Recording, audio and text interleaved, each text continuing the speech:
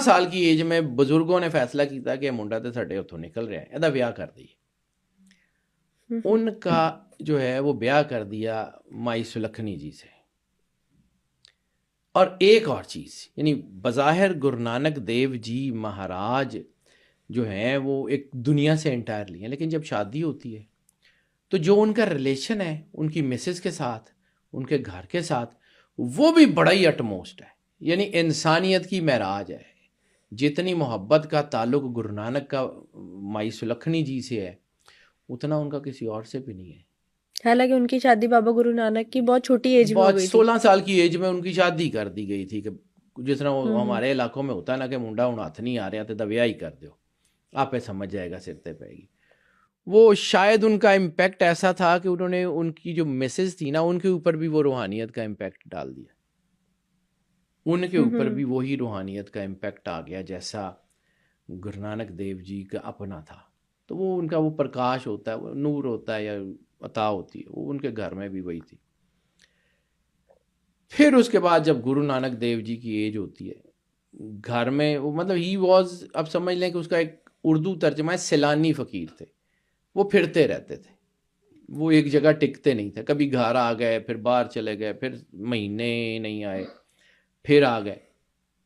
यानी ये कहा जाता है कि गुरु नानक के जब पहले बेटे हुए हम्म। तो गुरु नानक देव जी नहीं थे। तो जब वो 3 साल के थे कि 2 साल के थे, तब गुरु नानक देव जी जो है वो वापस आए तो उन्होंने अपने बेटे को देखा। वो सफ़र पे थे। ये भी कहा जाता है कि बाबा गुरु नानक देव जी ने अपनी जिंदगी में 3 सफर किए। बेटा कई सफ़र है, 3 इलाकों के सफ़र किए, जिसमें इराक है, जिसमें हम्म। फारस है और जिसमें इंडिया है। यानी नानक का इम्पैक्ट नेपाल में नानकाचार्य कहते हैं उनको, ठीक है। श्रीलंका इस साइड के ऊपर नानकाचार्य, हम्म। ठीक है। उनको ये जो है ना इस साइड के ऊपर जो है वो नानक लामा कहा जाता है, तिब्बत वाली साइड पे लामा उनके सेंट। नानक को जो है वो इधर बांग्लादेश और इस तरफ के इलाके भी मानते हैं, यानी बुद्धिस्ट भी नानक को मानते हैं। ये सारे नानक जो है वो नानक आचार्य के नाम से, नानक भगत के नाम से, नानक सेंट के नाम से, नानक गुरु के नाम से, नानक की तो एक इम्पैक्ट ऐसा है कि जो पूरे इलाके में फैला हुआ है। मैंने आपको कहा था कि वो जो आपको एक वाकया सुनाया था इराक का, वो आज भी बिल्कुल। वहाँ वो गुरुद्वारा है जहाँ पे आपने तौहीद का दर्स दिया था। अच्छा, नानक की एक और चीज़, बहुत सारी किताबें नानक पे लिखी गई हैं। हम्म। उर्दू ज़ुबान में नानक के ऊपर 3 किताबें लिखी गई हैं और वो तीनों किताबें ब्रिटिश इंडिया के दौर में लिखी गई हैं। तीनों का ताल्लुक ब्रिटिश इंडिया के से, यानी जो है जब पाकिस्तान हिंदुस्तान इकट्ठा था तब के दौर से। सही। उनमें सबसे हम्म। पुरानी एक किताब है जो उर्दू ज़ुबान में लिखी गई, वो 1700 या 1800 कुछ में लिखी गई। 1700 का एंड था या 1800 का कुछ था, अलीगढ़ से, ठीक है। सर हम्म। सैयद अहमद ख़ान का भी उसमें इम्पैक्ट है। तस्वीर का दूसरा रुख, बड़ी खूबसूरत किताब है, पुरानी किताबों में से। तस्वीर का दूसरा रुख, उन्होंने गुरु नानक की जो पर्सनैलिटी था उसका दूसरा रुख, यानी वो कैसे ह्यूमैनिटेरियन थे, कैसे लोगों से मोहब्बत करते थे, उनकी लाइफ स्टोरी के ऊपर बहुत खूबसूरत किताब ये भी कहते हैं कि बाबा गुरु नानक के जो सबसे करीबी दोस्त थे वो खुद एक मुसलमान थे। है। भाई मर्दाना बिल्कुल थे। 4 गुरु नानक देव जी के अपने जो बहुत करीबी लोग हैं, ठीक है। भाई बाला जी, हम्म। भाई मर्दाना जी, भाई लैना जी, जो बाद में गुरु अंगद देव के नाम से मशहूर हुए। ओके। भाई अमरदास जी, वो भी गुरु बने हैं, हम्म। ठीक है। ये 4 लोग थे जिनमें से 2 सिख गुरुओं के जो है वो गुरु बने। हम्म। और भाई लैना सिंह को गुरु अंगद देव जी बना के खुद अपने हाथ से जो है वो सारी जिम्मेदारियां गुरु नानक ने दी थी। आप सफ़र पर निकल गए थे कि हूँ तू इस काबिल हो गए, जो बाद में गुरु नानक के बाद गुरु अंगद देव जी के नाम से मशहूर हुए, ऐसे ही। ठीक है। वो दूसरे गुरु हैं। ये उनका एक एजाज था कि लोग उनके स्पेल में थे। वो बहुत खूबसूरत पर्सनैलिटी गुरु नानक की। गुरु नानक देव जी फिर सफ़र पे निकले तो ये हम्म। सारा इलाका, यानी तकरीबन मालूम दुनिया का उन्होंने सफ़र किया। मुसलमानों के इलाकों में भी गए, हज किए 2 पैदल। बाबा फरीद से उनकी बहुत दोस्ती है, बाबा फरीद के साथ उनकी ज़िंदगी का, यानी बाबा गुरु नानक सऊदीया हज करने गए थे। बिल्कुल पैदल हज करने गए थे। ओके। इराक में ज़ियारात पे गए थे, करबला, शाम, नजफ सारा फिरते हुए आए थे। ईरान में मौला रज़ा अलैहिस्सलाम के रोज़े पे गए थे। ईरान में खुरासान रज़वी तक गए थे। ये सारे सफ़र हैं उनके। अफ़गानिस्तान में भी गए, फिरते रहे। उन्होंने दुनिया में इल्म सीखने और सिखाने की जो उनकी जुस्तजू है वो कहीं और नहीं है।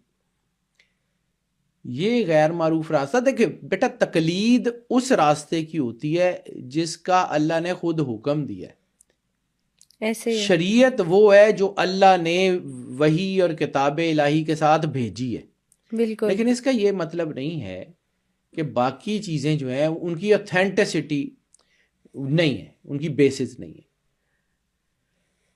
उसको मानना वाजिब नहीं है, वाजिब उसी शरीयत की पासदारी है। लेकिन इसका ये मतलब नहीं है कि वो बिल्कुल ख़त्म हो गया। बिल्कुल सही। ठीक है, ये जितनी किताबें हैं सनातन धर्म की, ये सारी, इनके अंदर चीज़ें बदली हुई हैं, लेकिन इनकी जो बेसिस हैं वही है। अब कहाँ से शुरू होता है? जब गुरु नानक देव जी का दूसरा वाक़या, जब वो नदी में गए और 3 दिन गायब रहे, वो भाई मर्दाना जी और भाई बालाजी के साथ थे, नदी में गए 3 दिन। ये वाक़या ज़्यादा मशहूर है।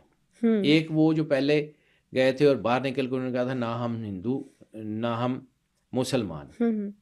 दूसरा ये वाला वाक़या, ये सबसे ज़्यादा मशहूर इसलिए है कि गुरु ग्रंथ साहब की जो पहली लाइन है ना, वो शुरू यहाँ से होती है। नदी में गए नहाने, गायब हो गए।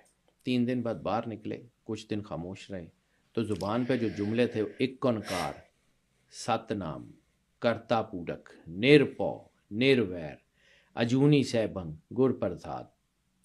ये इसको समझिए कि इसका मतलब क्या है। इक्कनकार, वो एक ज़ात है। इक्कनकार, वो एक ही है जिसका ये पूरी कायनात पे इम्पैक्ट है। सतनाम, नाम उसी का सच्चा है। कर्ता पूरक, जो करता है वही करता है। निरपौ, उसको कोई डरा नहीं सकता। निर्वैर, उसकी किसी से दुश्मनी नहीं है, किसी का दुश्मन भी नहीं है। अजूनी सहभंग, उस जैसा कोई नहीं। अकाल मूरत, वही एक है जो पूरी कायनात में जिसकी वसफ नजर आते हैं। अकाल मूरत यानी वो जो उसका चेहरा है, वजहिल्ला, वो वही है कि पूरी दुनिया में जिसकी सिफात नजर आती हैं वो अकाल मूरत है। गुर प्रसाद, अब ये इतना सा जुमला है गुर प्रसाद, इसमें पूरा एक फार्मूला है कि अगर तू उस तक जाना चाहता है ना, तो किसी गुरु की खिदमत कर।